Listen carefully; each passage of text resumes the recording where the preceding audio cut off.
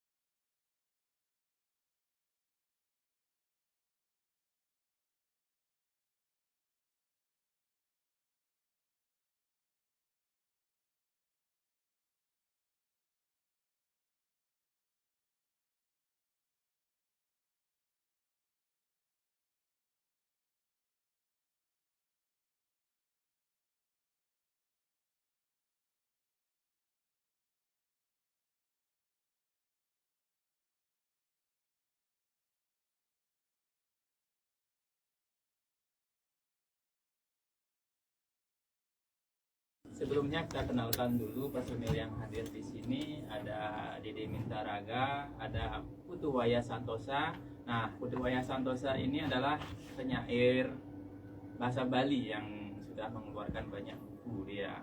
Setelah itu hadir dari anak-anak Undiksa. Bisa diperkenalkan adik, mulai dari sana. Silakan. Baik, terima kasih atas kesempatan yang sangat luar biasa kali ini. Perkenalkan sebelumnya, nama saya Ina Swasna. Saya adalah mahasiswa aktif semester 2 dari program studi Pendidikan Bangsa dan Sastra Indonesia. Itu saja. Baik, sebelumnya terima kasih atas kesempatan yang diberikan. Sungguh sangat menyenangkan sekali bisa hadir pada kesempatan kali ini. Perkenalkan, nama saya Gusti Putu Hadi Nugraha, bisa dipanggil Hadi Nugraha. Saya juga adalah mahasiswa aktif dari semester 2 program studi Pendidikan Bahasa dan Sastra Indonesia. Ya, terima kasih. Baik, terima kasih atas kesempatannya. Perkenalkan, nama saya Gustaya Putri Satrala Dewi, bisa dipanggil Lisa. Saya juga mahasiswa aktif semester 2 dari program studi Pendidikan Bahasa dan Sastra Indonesia. Oke, terima kasih atas kesempatannya. Perkenalkan, saya Rahel Zulfamaher. Saya juga merupakan salah satu mahasiswa aktif semester 2 program studi Pendidikan Bahasa dan Sastra Indonesia. Siapa namanya? Rahel Rahel. Zulfamaher. Ya, Rahel dari Papua ya. Iya. Papua di mulutnya itu apa namanya?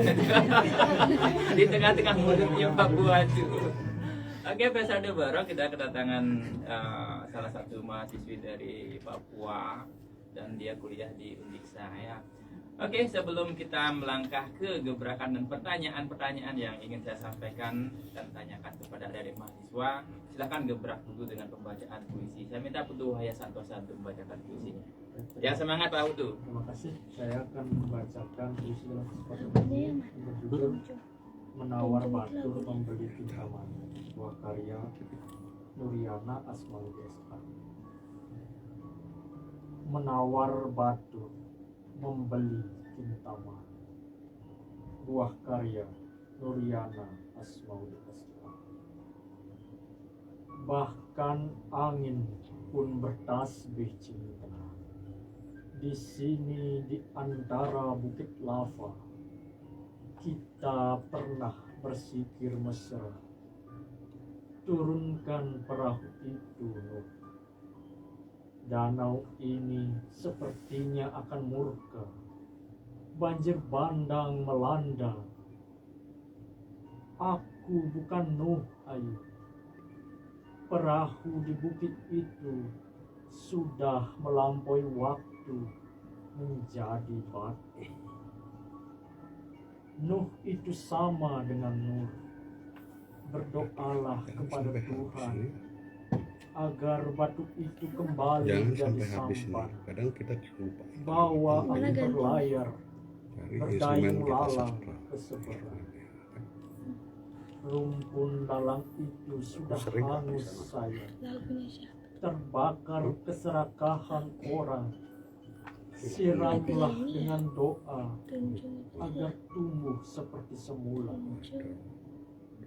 Padang lalang itu sudah hilang saya, menjelma hotel dan restoran.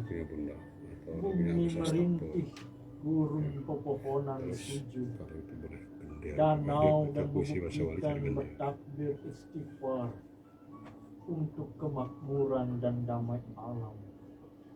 Tapi kita masih asik bercengkerama, bercanda dan tertawa di buai cinta dunia, di tengah duka dan bencana. Ya, ini pembacaan puisi yang dahsyat dari Putu Waya Santosa ya. Tadi saya menyimak tentang menawar apa tuh judulnya? Batur. Menawar batur membeli kintamani. Oke, dari sekilas saya bisa membaca atau membicarakan bahwa ini membicarakan bencana yang pernah ada di sana ya. Saya pernah mengangkat di dalam puisi ada banjir bandang itu di sana. Itu banjir bandang yang pertama kali yang terbesar setahun yang lalu atau 2 tahun lalu itu udah salah. Itu menimpa daerah Kintamani di daerah Songan itu. Nah, bencana-bencana ini kemudian merebak lagi ke daerah-daerah lain, termasuk kemarin di Kuta ya, dan ini bencana alam yang memang tidak bisa dihindari. Tapi sebenarnya bisa dihindari jika kita membuang pikiran-pikiran negatif dengan tidak membuang sampah sembarangan dan sebagainya itu.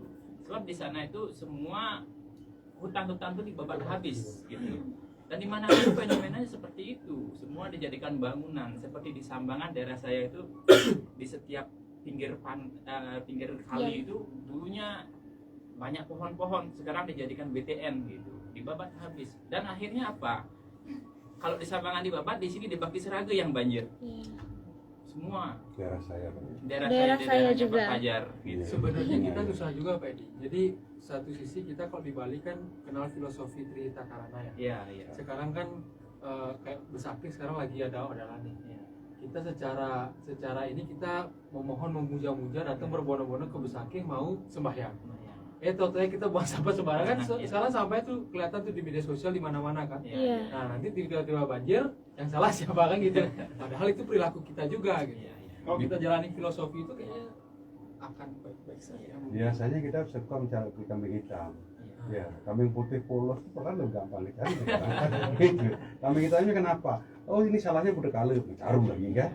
Aduh, mestinya nggak usah mencaru. SDM yang kita tingkatkan. Bagaimana untuk apa namanya? Menyadarkan. Bukan apa ada Membersihkan. warna kerti yang benar gitu kan. Dan pembersihan lingkungan mencaru yang benar adalah keindahan lingkungan. Untuk menciptakan keindahan lingkungan. Pembersihan yang benar-benar sekalinya, tidak hanya pembersihan di sekali kan, iya, itu betul maksudnya. itu. Tapi bencana itu seperti dibicarakan tadi itu kita selalu mabuk dengan cinta lalu kita tanpa mempedulikan itu sehingga bencana datang. Sebenarnya konsep konsep spiritual masyarakat Bali itu masih sebatas upacara, tidak SDM-nya yang Iya, betul, ditingkatkan upacaranya gitu. Mestinya belum. diimbang gitu.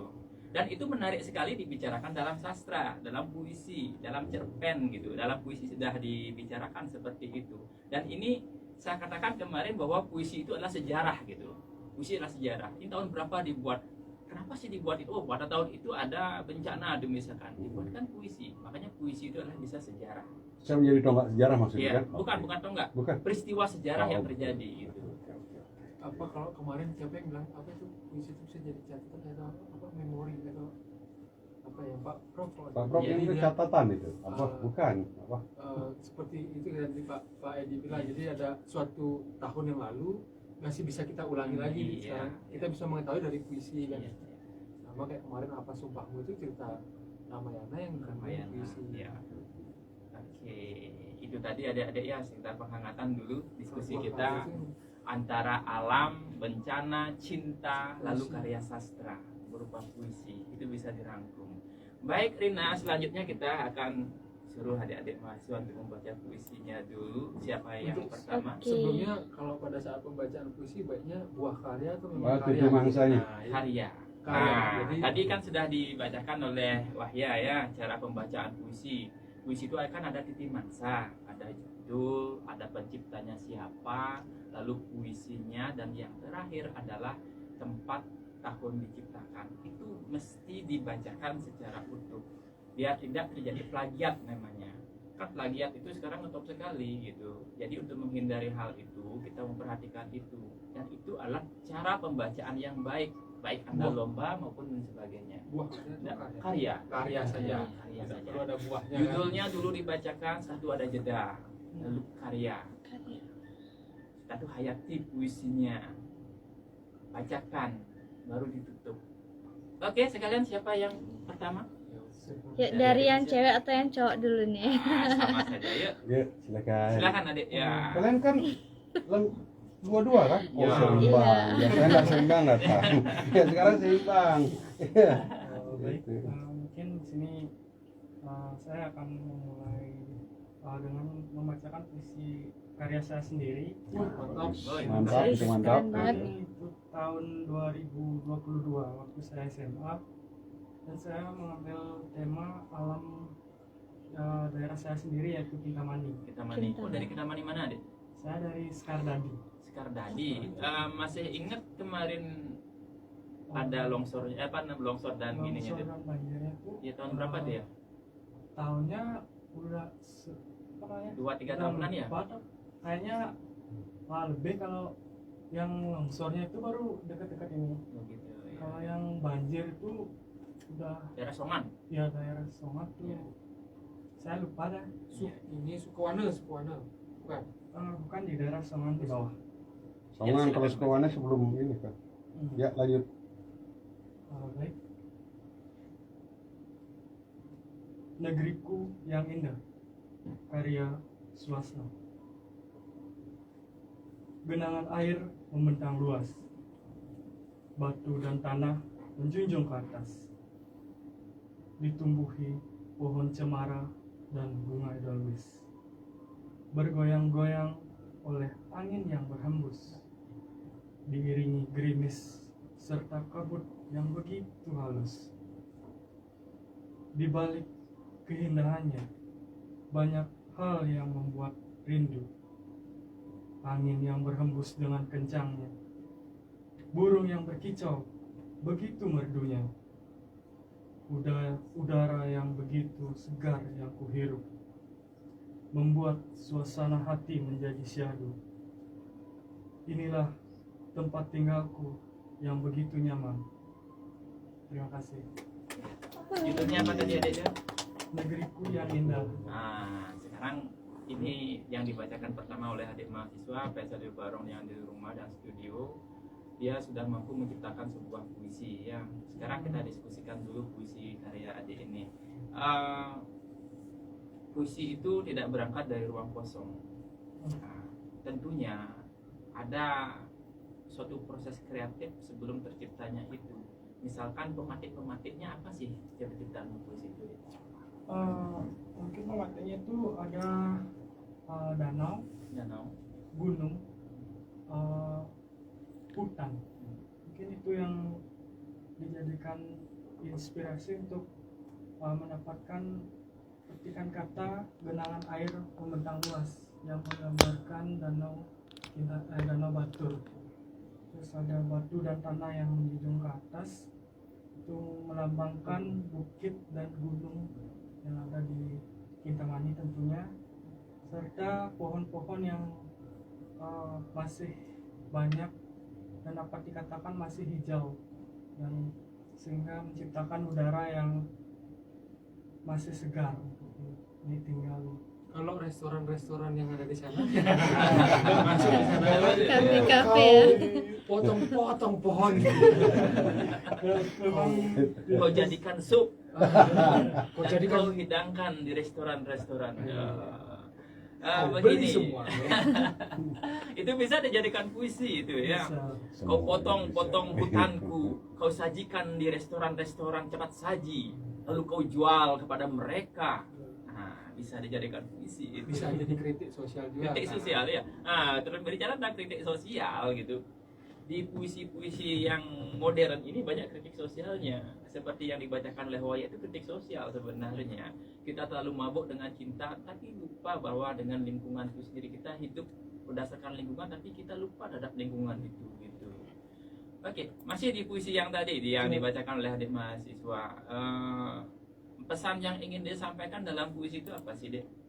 Pesan yang saya ingin sampaikan itu keindahan dari Kintamani itu sendiri, di mana Kintamani memiliki banyak sekali destinasi wisata yang dapat kita kunjungi, dan Kintamani bukanlah tempat yang bisa dikatakan orang yang berkunjung ke Bali dan berkunjung ke Kintamani itu diistilahkan seperti tempat singgah untuk kencing, karena tidak ada hotel yang dapat digunakan sebagai tempat menginap. Glamping sana-sana glamping. Sarana Tapi akomodasi tidak ada gitu maksudnya. Ya, tapi sekarang kan sudah ada camping, Iya, glamping. camping yang dikatakan tadi. Glamour camping. Ya, tapi waktu kan baru-baru ini juga dikembangkan, Glamping. baru naik atau high. Hiking. Ya, Nah, kemarin jujur tahun lalu kalau tidak salah, saya ingin ke Kintamani, tapi saya dengar pungutan itu besar di sana. Bisa ceritakan sedikit? Mungkin ini informasi kita juga untuk fans Radio Barong yang ada di rumah. Gimana sih klarifikasi tentang pungutan gitu? Untuk pungutan tersebut mungkin masyarakat di Kintamani masih masih kurang, masih kaget dengan keadaan yang wisatawan yang membludak, sehingga itu dimanfaatkan untuk dijadikan ladang untuk mencari nafkah. Itu oknum, bukan pemerintah. Oknum. Oh Oknum. gitu. Bukan Terus yang pemerintah. dulu kan Yayasan Bintang Danmu yang atur itu. Mungkin salah dari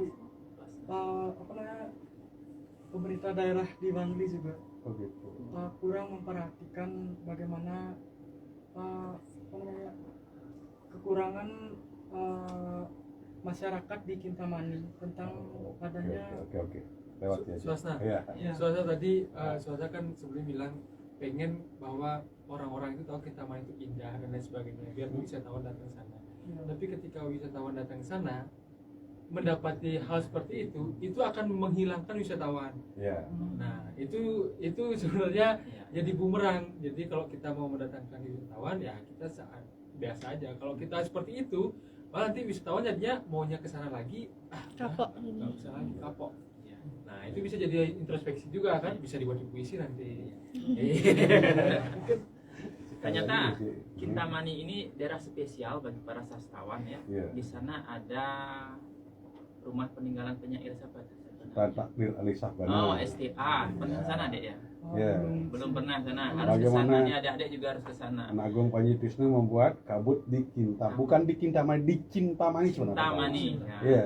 Terus ya ketika berubah nama itu dirubah jadi Kintamani bagaimana itu ya. Anak Agung Panji Tisnu pada beliau yang terakhir untuk gitu. Dan Sukremi garis bawah udah ada hubungannya ya. Kabut Kintamani yang filmnya dulu pernah populer di tahun 70-an. Ya. 70 ya pakai mau dia belum kawin.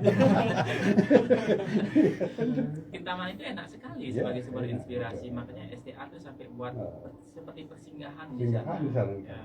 Apalagi ada anak saya yang pernah buat visi tentang apa namanya yang di Tenganan. Ya, sekarang bergerisingan. Nah, bukan. Trunyan. Trunian. Nah, Trunian Trunian. itu judulnya kalau tidak salah Jalan Air Menuju Trunian gitu. Dia menceritakan bagaimana dia pergi ke Trunian itu melewati jalan air dengan perahu. Lalu sampai di sana ada pohon besar, pohon taru menyan, yang mampu menyihir bau busuk menjadi cinta. Nah, itu yang diciptakan. Dan itu juara nasional kemarin dia tuh, juara dua. Wow. Iya, pembinaannya siapa gitu ya? Edi Arudi, kan gitu ya. Terus ada puisi kedua tentang Kintamani, itu tentang sunrise yang bisa lihat dari sana kan. Udah hiking ya? kebetulan tidak Belum pernah hiking. Belum pernah. Udah hobi ya. Saya pernah mendaki Gunung Batur, udah pernah. Sunrise itu ketika lihat dari puncak Gunung Batur atau puncak Trunyan itu luar biasa. Kalau sekarang nggak perlu Menginspirasi. mendaki Gunung Batur sekarang Iya. kalau mau lihat sunrise. Iya. Itu di kafe-kafe yang Oh betul, kafe-kafe Bisa. dan itu. Atau yang lebih gampang, nggak usah sana kemari kok lihat YouTube. Sebenarnya kita membicarakan Kintamani ini membicarakan Putu Waya Santosa. Oh, gitu ya? Dia lagi kan biasa buat prawet di sana. Oh prewed. Oh ya kemarinnya kan nggak datang prewed. Masih lama. harus tahu indahnya Kintamani juga nih Pak Wahya nih kan. Oke, Lanjut ya. Di antara empatnya ada yang menciptakan puisi sendiri? Oke, silakan, ini silakan lagi. Gembranes punya cerita. Namanya dulu, nanti ciptaannya siapa ya, pengarangnya siapa? Sampaikan. Baik, sebelumnya terima kasih atas kesempatan yang diberikan. Saya di sini izin membacakan puisi yang saya ciptakan sendiri. Jadi saya Hadi Nugraha izin membacakan puisi. Puisi ini berjudul Sebatas Mengagumi. Jadi puisi ini saya ciptakan pada tahun 2019 saat saya masih SMA. Sebatas Mengagumi. Buah karya Hadi Nugraha. Suatu hari di masa sekolah, tanpa sengaja aku bertemu denganmu. Saat itu aku belum mengenalmu, belum merasakan sesuatu yang berarti. Namun takdir selalu mempertemukan kita setiap harinya. Semenjak hari itu, mulai timbul rasa di hatiku. Melihat senyummu yang begitu indah, mendengar suaramu yang begitu merdu, membuat hatiku bergetar bagaikan sebuah gempa. Namun sayang, aku tidak bisa mengungkapkannya, tak bisa menyatakannya. Yang ku bisa hanya sebatas mengagumimu, mengagumi dalam sepi. Terima kasih. Wih. PP sejati. Yang minggu lalu, Iya. yang kelas lain, yang wayang. Iya, iya. Dia kan tentang cita-cita juga kan Yang hasil. sebelah sini dia, sebelah sini kan. Ya, Hasil PP kan sejati. jangan-jangan ini. Nah. Nyambung nih. Ya, Jembrana juga kan. Sama Wayan satu Si satu Philip. sekolah. Wayan, Wayan yang ini, Wayan. oh tidak. Tidak Oh, ya. tidak. Oh. Kebetulan. Nah, Iya. kemarin Itu emang episode jauh 17 sekali. kemarin ada seorang cewek Jauh yang sekali. membacakan puisinya yang lahir dari Wah, pengalaman saya sendiri. bacakan terus, ya. Saya yakin ini pengalaman pribadi. PP ini Ya, pengalaman pribadi. Dan Gitu. apa namanya, kalau anak-anak SMA itu membicarakan puisi, menciptakan puisi ya seperti itu, rasa cinta. Tidak mengenal tapi dekat gitu. Celah. Tapi kalau menurut Pak Edi sendiri puisi anak SMA yang belum kuliah dulu belum kuliah sastra dong. Belum ya. Jadi secara teknik atau penulisannya kira menurut Pak Edi gimana?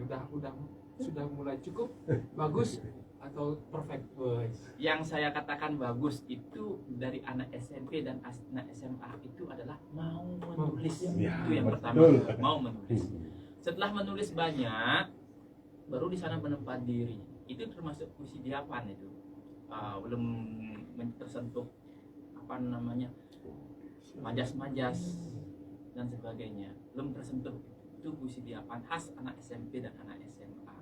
Nah sekarang mudah-mudahan nanti setelah kuliah adik-adik mendapatkan ilmu makin berkembang, dan inilah yang kita butuhkan sebenarnya.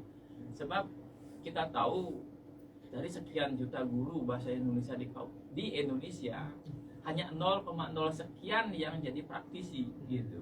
Dan ini tantangan untuk adik-adik mahasiswa gitu. Betul, saya merasakan sekali. Buat puisi sebanyak-banyaknya, ciptakan, lalu gunakan teori yang Anda pelajari di kampus itu untuk meramu puisi yang lebih indah. Kumpulkan. Bukan saja puisi, cerpen juga seperti itu. Belajar kirim ke media sosial, misalkan, atau ke surat kabar. Misalkan sekarang yang muat puisi di surat kabar itu Nusa Bali. Kalau media sosial banyak sekali. Kalau yang berbayar itu namanya media sastra. Itu berbayar itu. Sekali dimuat itu 100.000 puisinya. Kalau Penulisnya yang dibayar. penulisnya Ya. dibayar ya, itu berbayar. Makin banyak pembaca itu makin ini Iya. nanti gitu ya. Tapi bagus juga kalau mereka itu terus membuat kemudian diupload atau disimpan di media sosial yang bisa dilihat ya Pak Edi. Iya. Jadi dia bisa melihat perkembangan Hmm. sastranya dia juga ya Pak Edi ya. Tulis di blog-blognya itu ya, buat tulis di ini, simpan dengan baik. Terus nanti ketika Anda mengajarkan sastra ketika sudah jadi guru, jadi cita-cita kalian pasti jadi guru kan? Ya, Iya. harusnya. Harusnya ya. Dan ini peluang besar ya. Sastra apa? Jadi menulis sudah bisa menulis. Sudah. Udah bisa itu harusnya. Punya karya. Udah punya karya Oh, nanti gitu. punya karya. Sekali lagi apa yang saya sampaikan tadi, kami bukan pembuli ya. Tadi guru gimana Pak Edi belum selesai? Tadi guru itu Akan jadi guru. akan jadi guru. Siapkan diri Anda untuk menjadi praktisi di sana. Sebab siswa itu kadang seringkali terlantar loh. Ketika ada lomba baru, gedeg-gedeg dilatih ikut lomba. Akhirnya yang tercipta adalah hasil yang instan. Wah, Setelah sibuk. habis lomba, lagi ke aktivitas biasa. Mesti Lupa berubah lagi. juga ya. Lupa lagi gitu. Setahun lagi? lagi Lagi. gitu. Makanya Nggak berkembang, ya? tidak berkembang ya.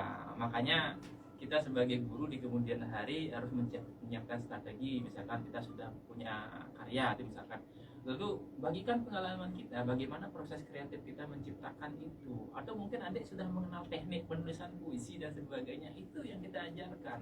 Buat ekstra-ekstra, suruh nulis di mading, nulis di media sosialnya, di FB, di IG dan sebagainya.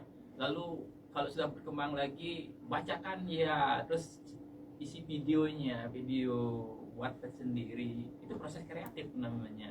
Dan itu yang diperlukan oleh guru-guru bahasa Indonesia ke depannya, bukan hanya mengajarkan SPOK dan sebagainya. Dan siapa Gitu. tahu bisa jadi ladang uang. Iya. Karena saya pernah lihat di Instagram itu ada penerima S2 dari LPDP. Kayaknya kalian harusnya tahu nih. Jadi dia S2 cewek, saya lupa namanya. Dia S2 LPDP, balik ke Indonesia jadi guru. Sering kok kelihatan di Instagram. Nah itu malah dapat viewersnya banyak, terus orang ngelihat mulai ngelirik dia jadi narasumber terus Iya. gitu. Jarang loh ada orang udah S2 LPDP dari luar negeri balik jadi guru di sekolah negeri biasa. Nah itu dedikasi memang benar-benar jadi guru berarti. Iya. Iya. Tapi kalau kalian cita-cita jadi guru untuk pembelajaran sastra, siapkan itu. Sebab selama ini saya mengajar baik di SMP maupun tempat yang lainnya itu bahasa Indonesia itu hanya seputar teks. Teks saja. Nah, teks puisi hanya muncul kelas 8 saja. Semester ini terakhir ini yang muncul kalau di SMP. Setelah itu cerpen muncul di kelas 9. Dari sekian 3 tahun itu cuma satu-satu aja. Gitu. Kan kelasnya itu pun punya beberapa kali pertemuan. Berapa kali pertemuan ya? Cuma gitu. paling 6 JP atau mungkin 9 JP. Mereka tidak akan bisa membuatnya. Sedangkan kalau pembelajaran teks puisi hasilnya adalah produknya adalah hasil karya gitu. Itu yang paling penting. Oke, baik fans radio yang ada di rumah, kita selingi dulu dengan lagu. Silakan. Oke, jadi buat fans Tia Radio Barong, sebelum lanjut, Rina mau puterin dulu nih lagu spesial buat kamu. So, jangan kemana-mana, stay tune terus Radio Barong 102 FM. Enjoy! Ini nama Instagramnya Galih Tia NR. Ini Galih Sutianindra. Tahu nggak, pernah lihat nggak di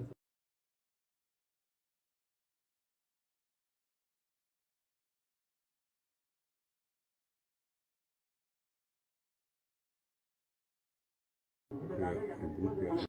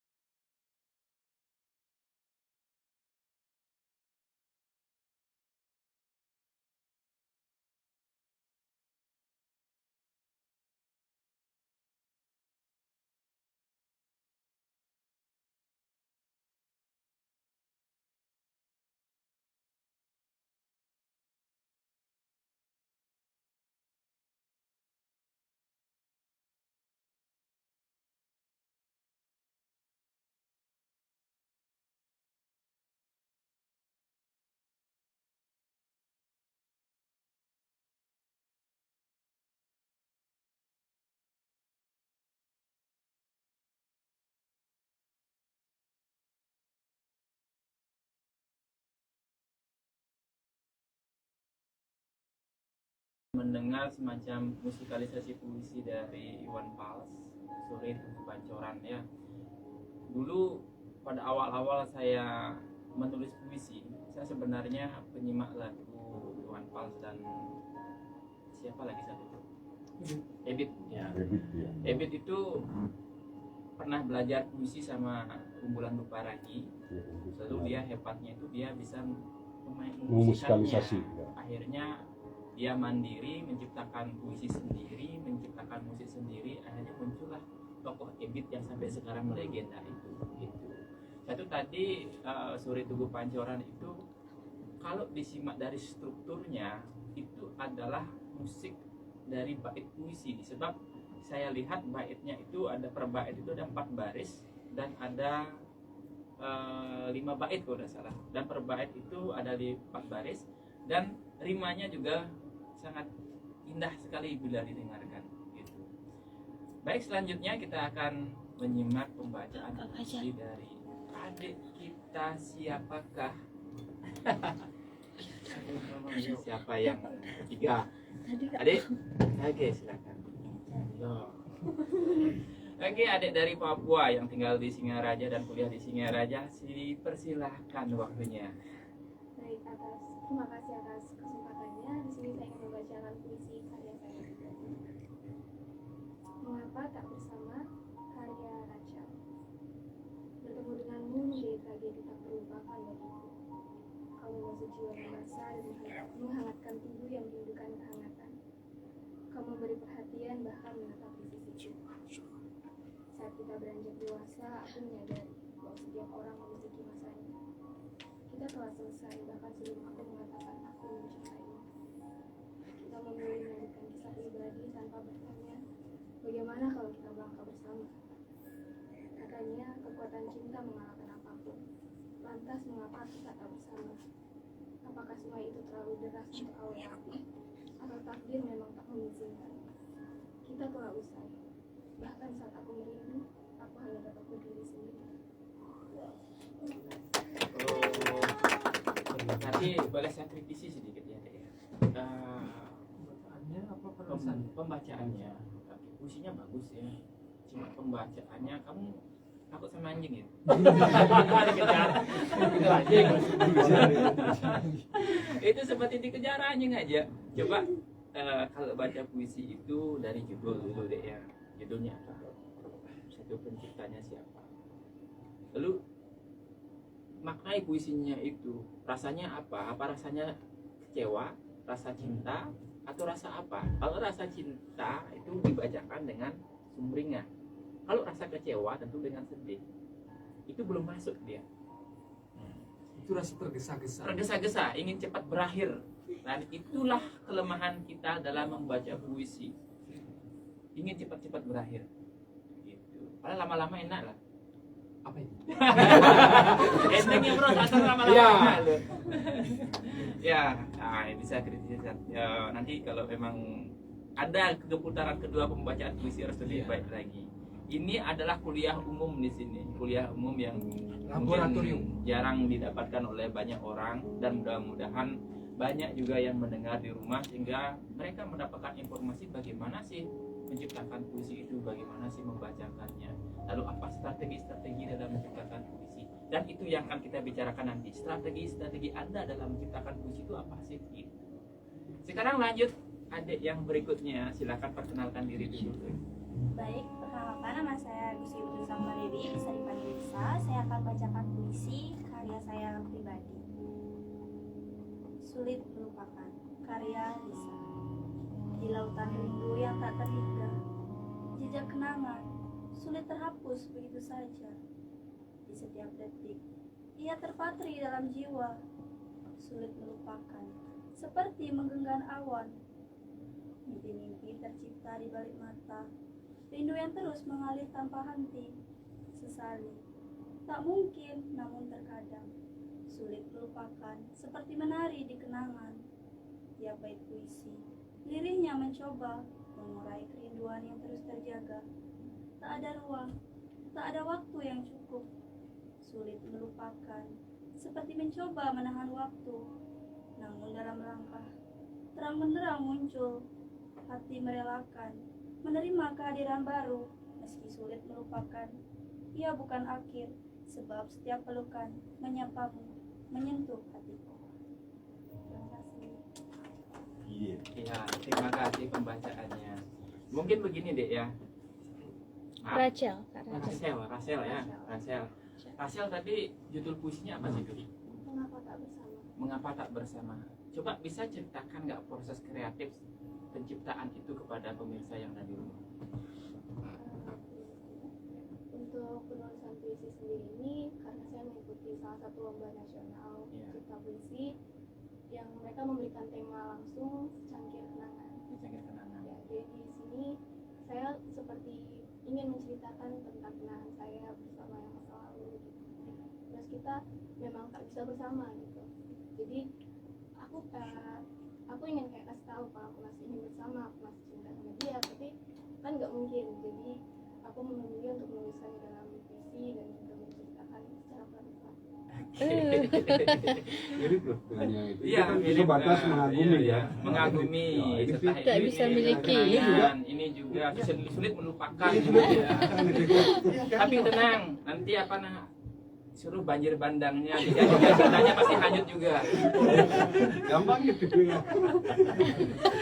Oke, ini apa namanya beragam tema yang unik yang dituliskan oleh adik-adik mahasiswa. Ada yang tema alam, ada tema cinta. Tapi ketika kita membicarakan cinta itu ada banyak rasa di sana. Ya, cobalah besok-besok ketika membuat puisi cinta itu cari puisi cinta yang sejati. Puisi cinta yang sejati itu bukan cinta antar personal, tapi cinta terhadap alam, cinta terhadap Tuhan Anda, cinta terhadap lingkungan Anda. Cinta universal. Ya, cinta yang lebih universal. Sedangkan yang tadi dibicarakan dari ketiga adik tadi itu masih cinta antar personal ya, antara satu rasa dengan rasa yang lain. Dan ketika itu dibicarakan, maka cinta itu akan menjadi basi, rindu itu akan menjadi basi. Sekarang ini dibacakan, setahun lagi itu sudah tidak bagus lagi, karena dia bukan sifatnya universal. Gitu. Nah, puisi yang bagus itu adalah puisi yang diciptakan sekarang dan 10 tahun itu dinikmati lebih bagus lagi gitu. Sama seperti Iwan Fals itu menulis pada tahun 80-an itu. Sekarang itu lagunya masih bagus, Ebit sama. Tapi sampai sekarang kita mendengarkan lagu-lagu Ebit dan Iwan Masih Fals relevan. itu relevan. Nah, itulah cinta yang sesungguhnya. Nah, tentang Cinta Mani kan juga sudah dituliskan oleh Ebit itu. Nanti bisa putarkan Ebit yang tentang Cinta Mani ya.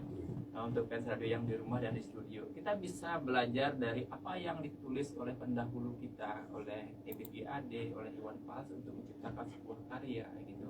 Jadi tidak hanya sebatas puisi cinta antar personal, rindu, putus, kangen dan sebagainya. Buat yang lebih universal. Kalau puisi itu hanya bisa dialami oleh penciptanya saja gitu Iya, ya Pak ya. iya. Jadi kalau yang orang lain yang baca mungkin tidak bisa menjiwai itu karena dia tidak merasakan gitu Iya. mungkin ya. Kadang-kadang kalau kita berbicara puisi cinta dalam versi ketiga adik-adik tadi itu, kadang-kadang kalimatnya seperti itu saja, gitu. Tidak ada sesuatu yang bombastis. Ada sih tadi seperti yang dikatakan Iwan Fals itu, anak sekecil itu berkelahi dengan waktu, Yang bisa Gini kan. itu kalau berkelahi kan antara manusia dengan manusia. Ini benda hidup berkelahi dengan benda yang tidak hidup gitu. Itu sesuatu yang sekali, dan itu ketika saya mendengarkan lagunya itu 30 tahun yang lalu, itu yang teringat di saya gitu. Anak sekecil itu berkelahi dengan waktu, mencoba pecahkan karang. Nah, yang seperti itu yang sebetulnya bisa kalian ciptakan untuk bisa diajarkan nanti kepada adik-adik atau anak-anak nanti ketika Anda sudah jadi guru. Ini untuk next stepnya kalian nih kan. Ini jadi masukan nih. Masukan ya. Buat kuliah kalian, jadi nanti pada saat misalkan di kuliah kok lebih jago ini karena kalian itu ke Radio Barong. yang kemarin juga kan begitu ya. siaran di tempat lain. Ini hanya suruh duduk-duduk aja. Kita di sini memberikan kesempatan bagaimana mengenal dunia siaran tersebut. Itu berbeda, gitu kan.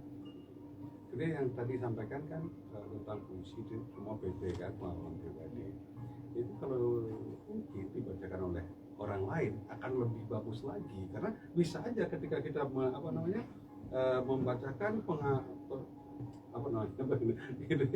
penghayatan kita itu kurang gitu, karena masih ada rasanya gitu. Tapi orang lain tanpa beban merasakan akan lebih bagus lagi gitu.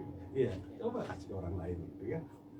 Mungkin nanti akan dapat oleh Prof di kampus yang teknik-teknik pembacaan puisi itu ada kan, udah dapat PDP belum, pelatihan dasar teater belum ya. Nanti ketika ada mata kuliah itu ikuti dengan serius, ada latihan vokal misalkan bagaimana pembacaan A. Misalkan kalau A di situ harus baca A, I, U. Jangan harus jelas yang disampaikan itu. Artikulasinya harus jelas. Sehingga pembaca itu mendengar dengan jelas apa yang kita ucapkan, lalu artikulasi yang kita ucapkan. Mana vokal, mana konsonan itu yang jelas. Iya. Oke, Rina. Benarkan dulu ebitnya Rina. Oke, jadi buat fans Tia Radio Barong, ini dia ebit nyanyian Rindu. Jangan kemana-mana, stay tune terus Radio Barong 102 FM. Enjoy.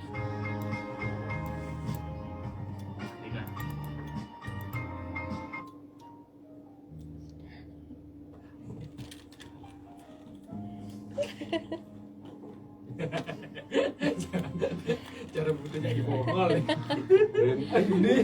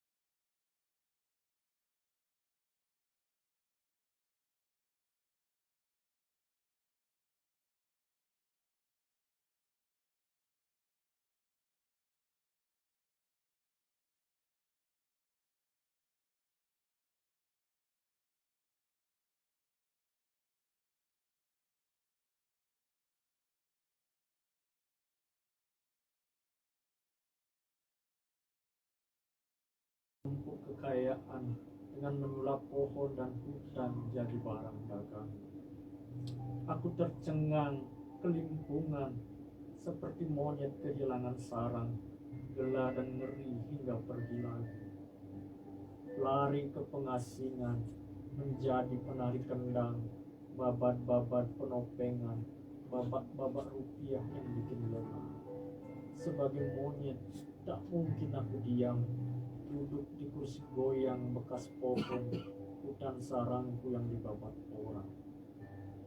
Di pengasingan ku dengar kabar, anak-anak di kampung tak kusuk belajar, di sekolah tak peduli pada pelajaran, juga tak menghiraukan guru ngaji, mengajarkan Al-Quran dan santapan rohani.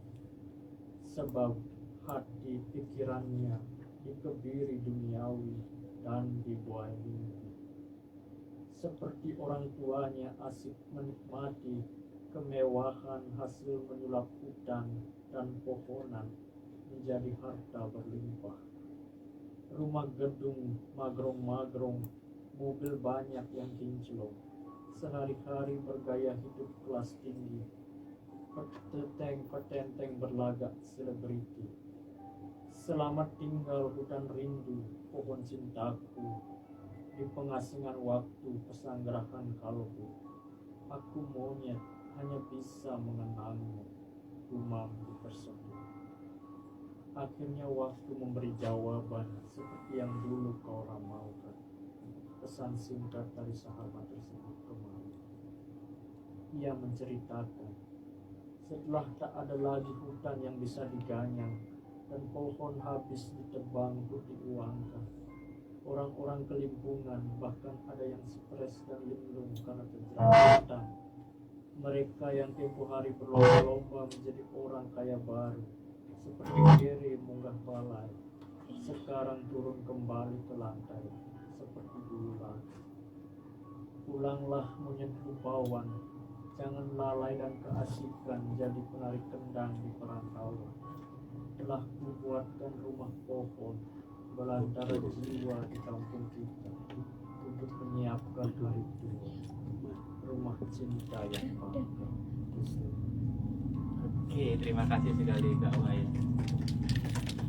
Di pertama kita sudah disuguhkan dengan kalimat dalam puisi, mari kita gemukkan cinta. Gemukkan cinta. Dari tadi kita membicarakan cinta, dan ini juga membicarakan cinta yang lebih universal. Gemukkan cinta. Jangan babat-babat hutang untuk kekayaan semata. Ini adalah fenomena yang dibaca oleh Mahayana ya. Mahayana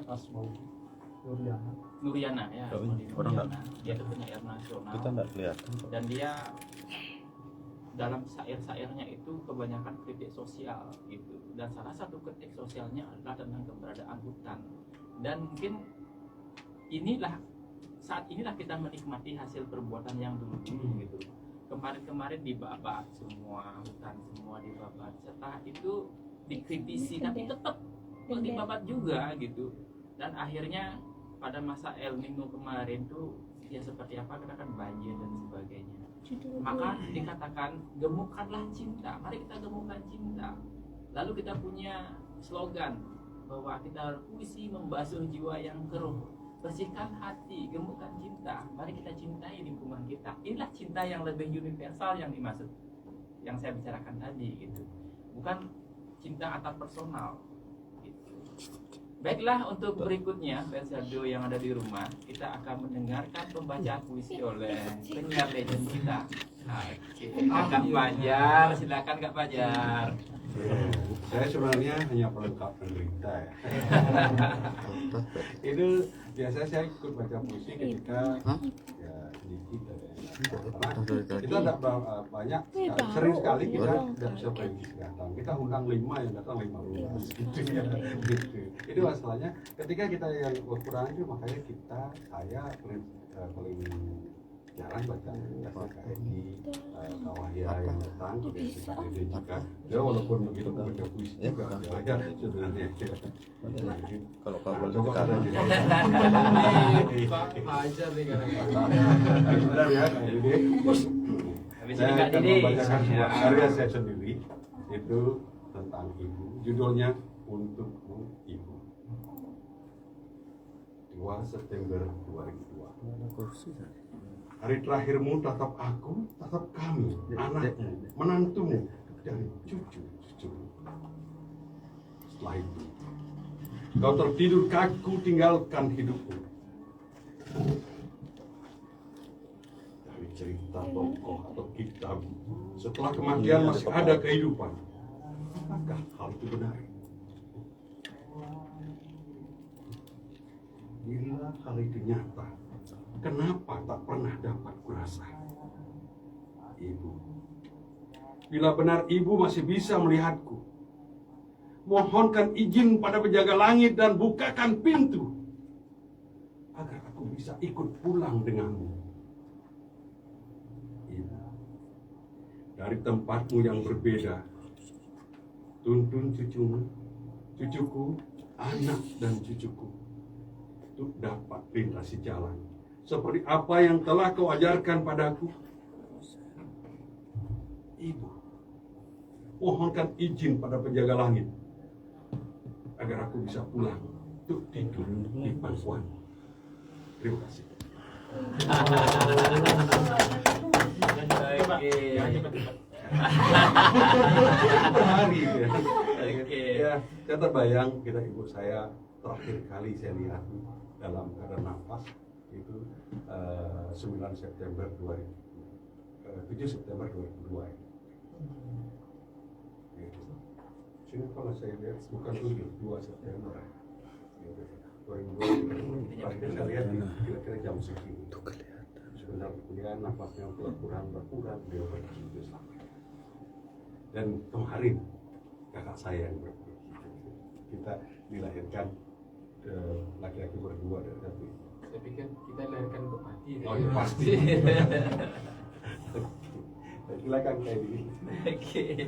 Oke, itu tadi pembacaan dari Kak Fajar ya. Penghayatannya sudah bagus, cuma agak tergesa-gesa Ya, Pak ya. Nah, karena mungkin terlalu bersemangat, terlalu menjiwai, tapi bagaimanapun juga beliau sudah berani membacakan puisi di Gita Sastra hari ini. Selanjutnya saya menunggu Ketua Yayasan Dana Kunil ya.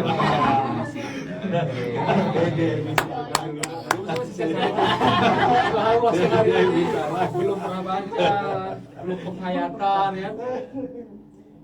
Oke, sejenak katanya dulu. Masih nyari puisi dia ini. Oh, mentalnya gimana?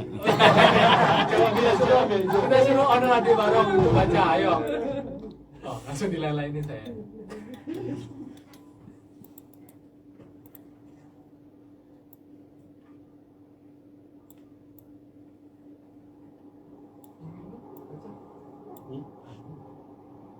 Apa ini? Ini kok hidup matiin? Itu harus hidup. Oh, katanya omnya dimatiin. Nah, itu harus. Ini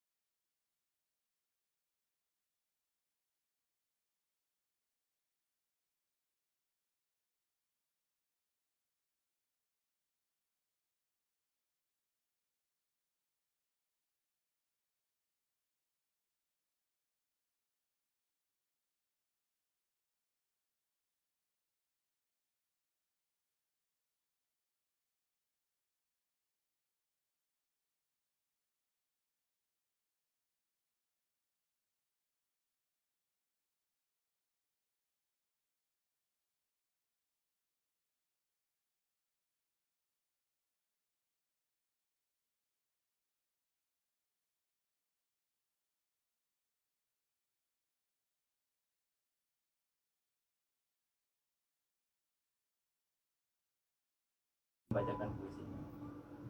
Lupa saya, kenapa kita berapa kali bertemu? Ini Pak Waya Santosa ini awal-awal kesini itu sama seperti adik-adik yang apa namanya vokalnya kurang bagus. Tapi setelah dia rajin kesini, tadi ada perubahan pesat sekali gitu. Apa karena Rina penyiarnya atau gitu? Ini yang perlu kita tanyakan dia.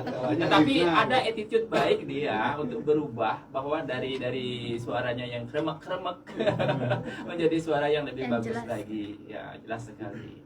Oke, sekarang kita todong saja Ketua Yayasan Dana Punya untuk membacakan sebuah puisi sebelum nantinya akan dilanjutkan oleh adik-adik mahasiswa dan mahasiswi ya. Iya. Oke. Ini gara-gara Pak Kaja sebenarnya. Oke. Dengung 1000 Tawon karya Niputu Putri Swastini Kosta.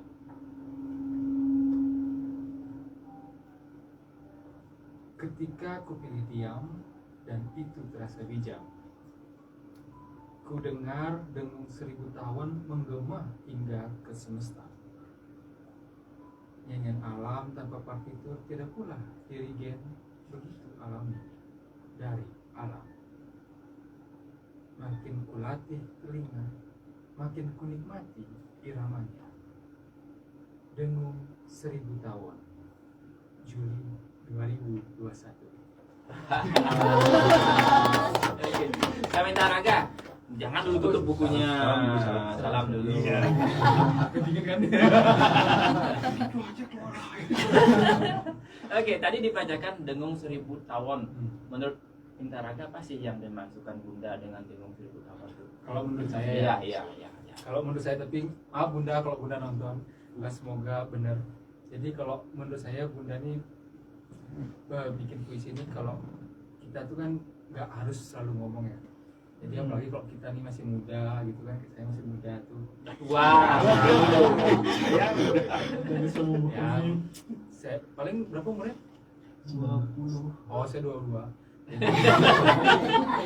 Jadi kayak seumuran kita ini lebih baiknya sekarang tuh lebih banyak mendengar masukan gitu kan.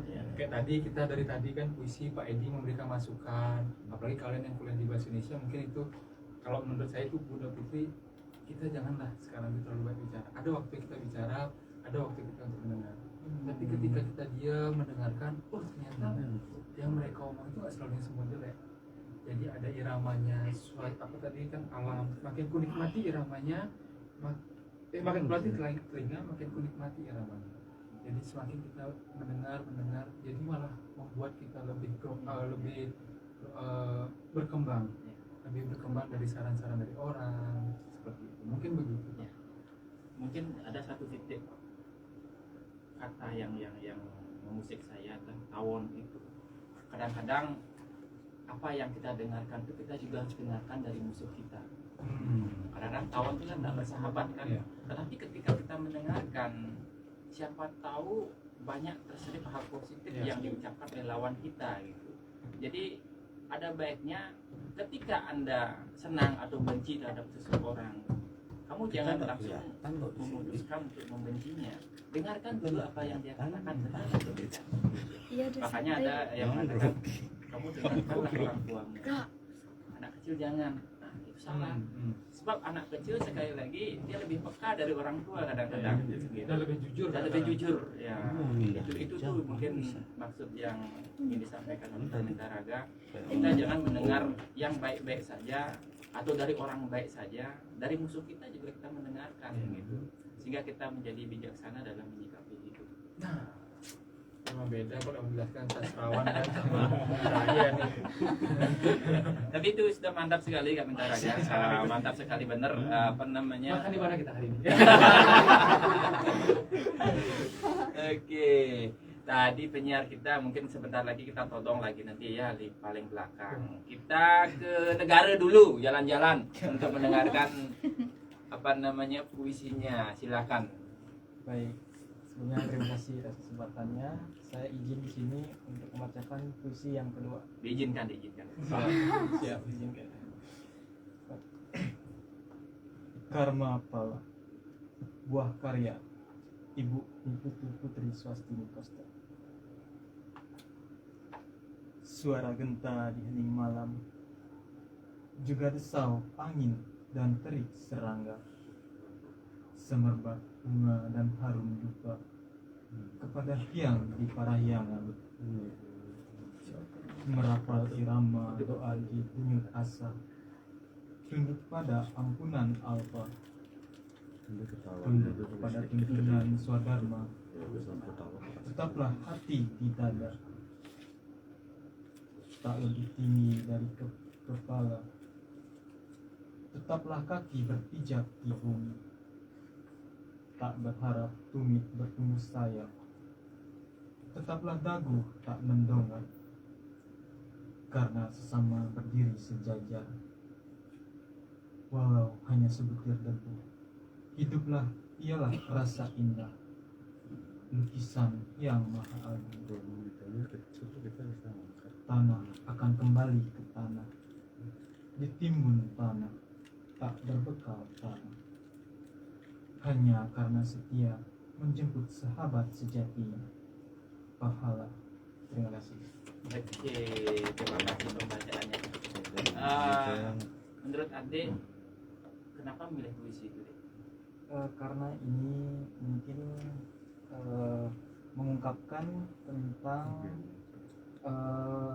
suatu karma pala yang nantinya ketika kita melupakan dasar kita, yaitu di sini juga sudah tertulis dalam sebuah bait, yaitu karena sejajar berdiri sejajar, tetaplah kaki berpijak di bumi. Jadi kita harus sejauh apapun kita pergi, sejauh apapun kemampuan kita, ilmu kita harus tetap ingat pada dasarnya, ingat pada kulit kita, dan ingat pada yang namanya karma pala. Ya. Oke. Karma pala ini kan dalam konteks agama, karma pala kan dalam hal yang siklus yang lebih universal, karma pala itu adalah hukum sebab akibat. Nah, ini yang sering dilupakan oleh orang-orang, bahwa setiap sebab pasti ada akibatnya. Dia hanya menikmati saja, hura-huranya saja gitu. Lupa akan akibat yang diciptakan oleh perbuatannya. Sama seperti puisi Mahayana yang dibacakan oleh S. Mahayana ya, Nuriana, oleh Kak Wahya, terkait dengan alam dan lingkungan. Sekarang ini coba baca di koran-koran, pasti koran-koran itu penuh dengan berita bencana. Dulu Bali aman-aman saja, sekarang Bali sumber banjir. Kita pulau kecil, tapi sumber banjir. Kalau di Jawa kan udah besar lah kan, dan banjir masih bisa dimaklumi. Kita kecil. Pemerintah kita mestinya menaruh perhatian terhadap hal tersebut gitu. Dimana kemarin objek vital kita kebanjiran juga Kuta. Bayangkan Kuta kebanjiran. Itu perlu dipertanyakan, kenapa bisa seperti itu gitu. Apakah kita terlalu lama, terlalu menikmati terlalu nyaman dengan apa yang kita miliki, atau bagaimana? Itu kita kembali introspeksi diri masing-masing ya. Sebab bagaimanapun juga di era kacau balau ini, mari kita basuh pikiran kita dengan puisi, setelah itu gemukkan cinta seperti kata puisinya tadi. Dan berikutnya fans radio yang bareng yang dari rumah, kita akan menuju ke Kintamani. Oke. Untuk membaca puisi Bunda ya. Oke, silakan. Baik, terima kasih kembali atas kesempatan yang telah diberikan. Saya Swasna. Sini saya akan membacakan puisi yang berjudul Menyeberanglah Cinta, karya Bunda Putri Swastini Koster. Menyeberanglah cinta, gugurkan jarak dan waktu. Tentang utara, selatan, kau dan aku. Berbisik pada angin, melambai pada awan. Mencumbu bintang dan rembulan. Tapi tak kuasa menyeberang, jembatan cinta yang ada di hadapan. Manalah pintu hati terbuka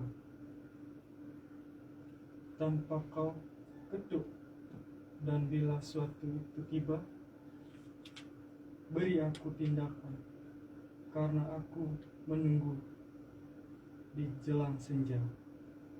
Menyeberanglah cinta, aku telah dengan seketum bunga.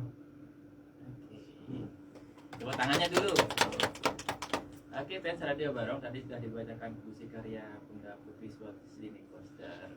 Sekarang Kak Mindaraga tadi sudah menyimak dengan baik itu apa puisinya itu. Kira-kira menurut Kak Mindaraga apa sih yang ingin disampaikan Bunda dalam puisi? Ini lama-lama Radio Barong main tembak ya. Sebab enggak, bukan seperti itu Kak Mindaraga. Tadi saya melihat sangat memperhatikan pembacaannya gitu. Jadi Sebenarnya ngantuk saya dari pasar enggak. Kalau saya mungkin, tapi nggak tahu ya. Itu tadi kata utara, mungkin kisah cintanya Bunda sendiri nih. Jadi Bunda itu kan tinggalnya di pasar, ya, selatan. Pasar kan di utara. Ya. Jadi utara selatan. Tadi kan utara selatannya. Iya. Terus mungkin dulu nggak ada yang berani mengutarakan nih antara Pak Koster duluan apa Bu Putri duluan yang ngomong. Kalau Bu Putri nanti Bunda Putri mikirnya nih cewek agresif banget nih kan. Tadi kan dia ada jembatan sudah ada, ini sudah ada, tapi kok nggak nyampe nih cintanya kan gitu kan kurang lebih kan. Jadi dia masih waktu itu mungkin dibuatnya nggak tahu nih. Semoga saya nggak salah, dibuatnya mungkin pas pacarannya ada tahunnya. Nggak ada. Nah, pasti ini tahun dibuatnya, wah pasti. Soal nih Bunda besok minggu depan datang saya makin kayaknya sih pada saat beliau sedang jatuh cinta pertama kali. Mungkin. Nah, kalau dari pembacanya dulu dong. Iya. Kalau Dari dari pembacanya gimana kira-kira?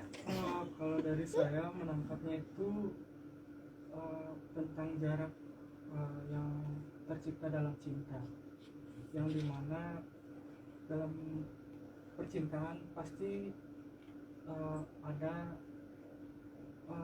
dalam perjalanannya itu ada jarak. Ada jarak. Ya. Dan di sini ada utara dan selatan yang menggambarkan kau dan aku. Iya. Dan terus ada juga mencumbu bintang dan rembulan yang terus berdampingan namun tidak pernah bersatu. Iya. Oke, ini yang saya maksud tadi, cinta universal ya. Ini membahas cinta kan? Tapi coba bandingkan dengan karya adik-adik tadi. Beda kan? Nah, beda. Kenapa Ibunda seperti itu bisa membuat? Karena menulis puisi itu perlu proses yang lama. Perlu pengalaman. Perlu mencatat apa yang kita alami dengan puitis, bukan dengan bahasa vulgar, bukan dengan bahasa biasa, tapi lebih puitis lah sedikit gitu. Ini membicarakan cinta, yang tadi dibuat adik juga membicarakan cinta. Coba kita dengar pasti beda sekali. Ini namanya jam terbang, keseringan menulis. Dan menulis itu sumbernya adalah membaca.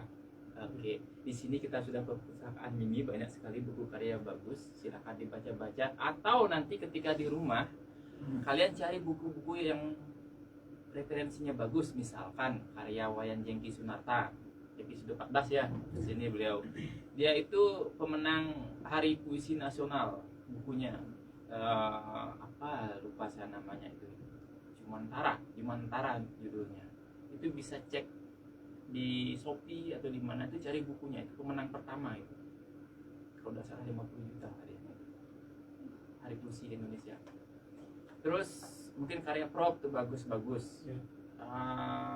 Kalau dibalik karya Frans Najira, almarhum baru kemarin dia meninggal, dia tuh penyair top. Dan ada penyair Waris Wisaksana, dia tuh penyair internasional. Kemarin di episode 14 beliau datang ke sini juga bersama Wayan Jengki Sunarta. Nah, puisi-puisi beliau itu adalah puisi-puisi yang universal, yang dibuat, misalkan ada Petualang Sabang, ada judul buku puisinya Jengki Sunarta, Petualang Sabang. Dia itu diminta oleh pemerintah untuk berjalan-jalan ke sana, dikasih uang, dikasih tiket, dikasih uang makan, uang penginapan, dan uang jalan Setelah itu dikasih disuruh membuat apapun yang kamu ingin tulislah tentang daerah itu gitu. Lalu dia memutuskan pergi ke Sabang. Dia menulis apapun yang ada di Sabang, mulai dari nona-nona, ada tugu nol tuh, titik nol, setelah itu ada pantai dan sebagainya. Itu bisa dijadikan satu puisi yang namanya Petualang Sabang. Bisa nggak Pak Edi, misalkan nih pengalaman pribadi mereka, Iya. kisah cinta. Tadi kan kalau dari kisah yang puisi-puisi adik-adik mahasiswa kan dari kisah cinta mereka. Ya. Tapi itu dikemasnya untuk universal, itu bisa nggak? Bisa sekali, sangat bisa. Perubahan pada pemilihan kosakata, diksi dan lain-lain itu kan dari membaca karya-karya Membaca orang lain. karya. Jadi Iya. nggak harus dia melihat sesuatu yang universal dibuatkan, ini bisa jadi dari diri sendiri menjadi universal gitu. Iya. Baca referensi yang saya sampaikan tadi, terutama karya Wayan Jengki Sunarta.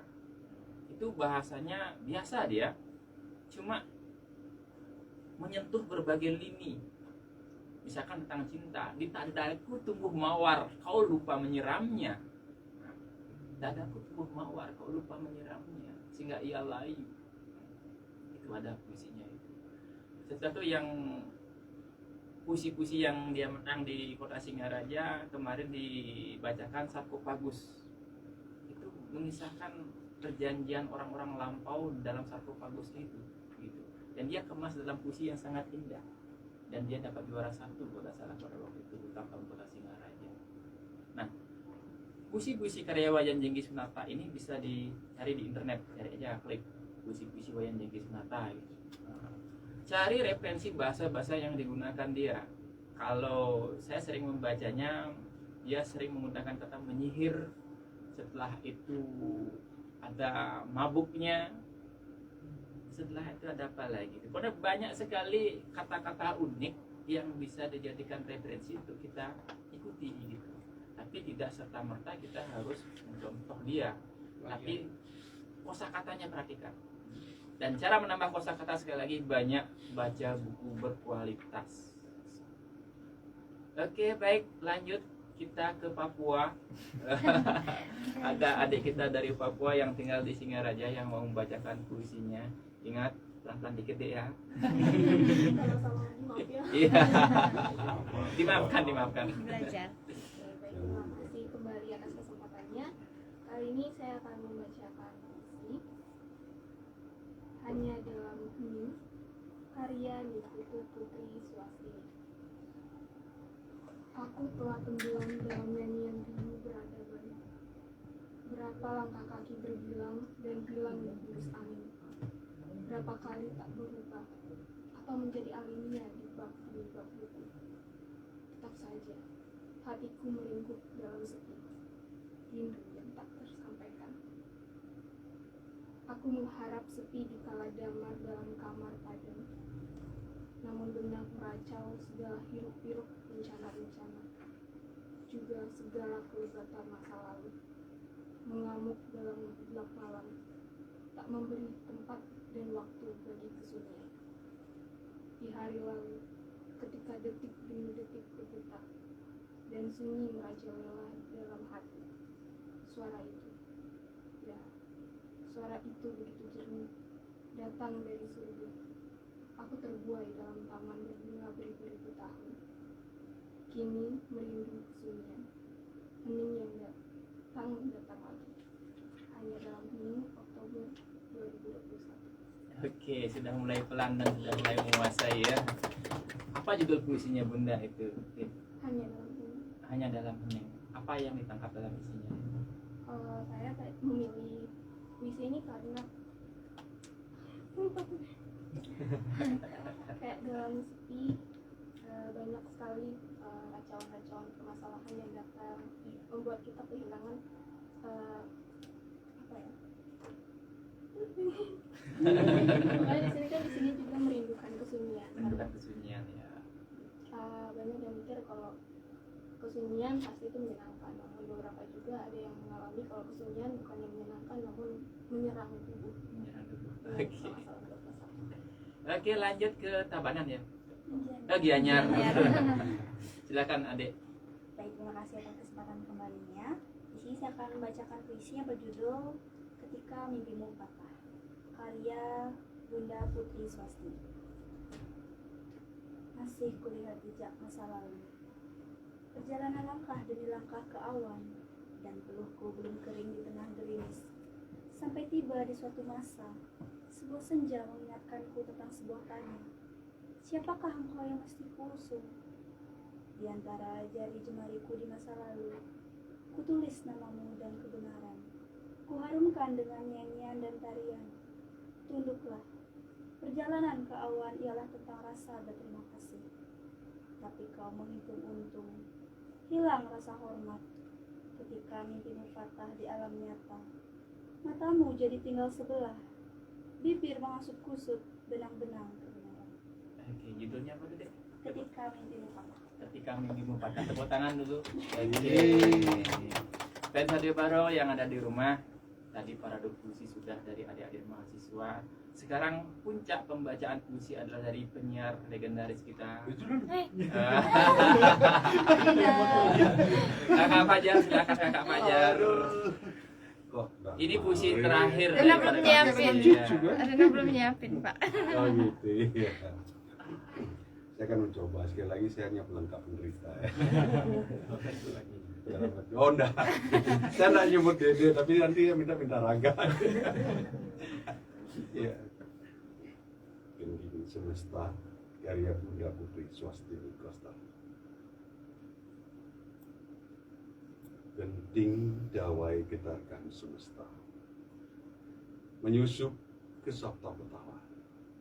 Naga besuki, peringsut di dasar padma, entah terusik, entah menelisik.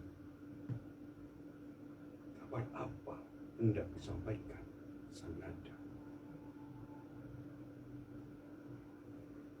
Tanpa kata ungkap Bunda jiwa, guncang bayang di air telaga, kaburkan wajah moreng bertopeng jelaga. Air hujan tercurah di terik surya, tadahlah untuk membasuh gerah sukma. Seperti air mata dewa yang tak kuasa melihat, ada laknat di antara kepercayaan tersebut.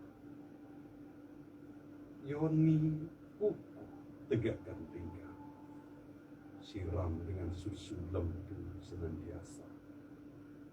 Sang pemerlingin jalankan murtinya, Pawestri tuntaskan sakti. Wah, Belum selesai sepanjang. masih panjang ya. Bila kau lupa syair memuja, bertanyalah pada gemerisik daun bambu. Mungkin di sana angin menyimpan aksara.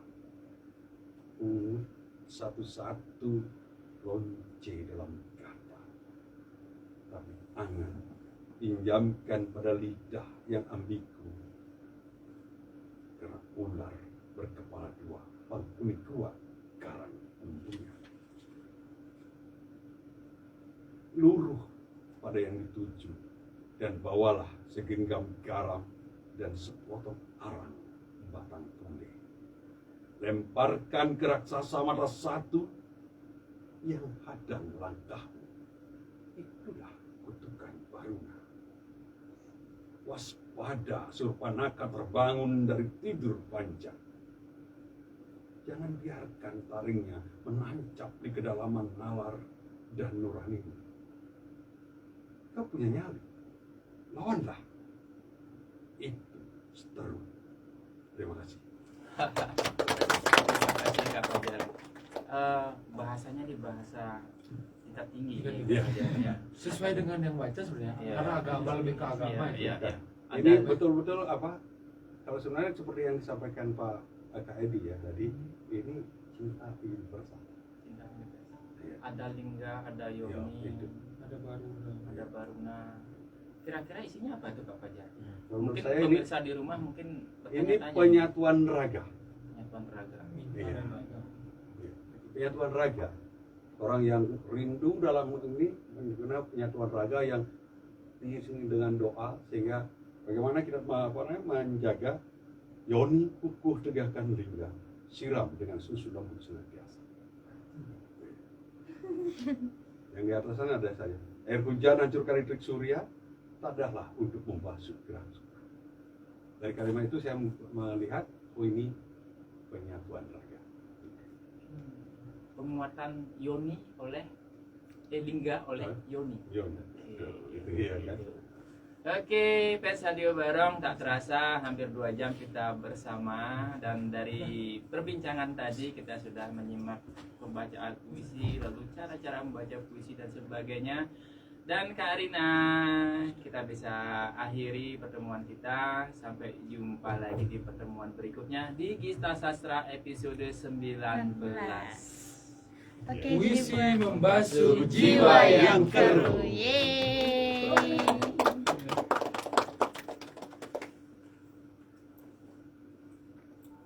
Oke, jadi buat fans setia Radio Barong, sebentar lagi di jam 7 bakal ada haluan hari ini. Jadi buat fans setia Radio Barong, terima kasih sebelumnya yang sudah stay tune terus ya. Kita ketemu lagi nanti Gita Sastra di episode yang ke-19. So buat fans setia Radio Barong, jangan kemana-mana, stay tune terus Radio Barong 102 FM. Enjoy. Ayo kodakan. Apa yang